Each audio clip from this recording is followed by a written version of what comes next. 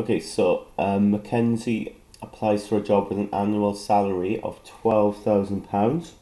Okay, that's before tax gets taken out though, okay? And then we've got the tax rates here. Now, it says no tax on the first £8,000 of earnings, and then earnings in excess of £8,000, you taxed at a rate of 20%.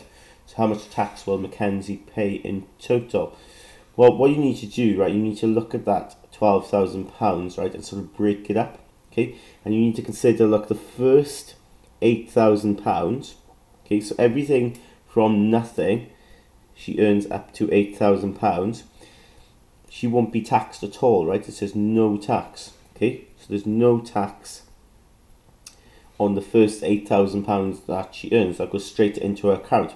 But she earns more than 8,000. She earns 12,000 in total. So everything then from 8,000 up to 12,000, she's taxed, it says, at 20%. Okay. Now it's quite easy to work out how much money sort of is in that range there. So it's 4,000, isn't it? Going from 8 to 12, 4,000, and she's going to be taxed 20% of that. So we simply need to work out 20% of 4,000. Okay. 20%, remember, put it as a decimal, so it'll be 0.2. So we'll work that out. You get 800. Okay, so she's going to be taxed £800 there. That will be the 20%. There's no tax on the first 8,000, and that's it. We worked out the total tax to be the 20% there on the amount between 8 and 12,000, so the total tax is £800. So it says then, what is Mackenzie's monthly earnings after tax is deducted?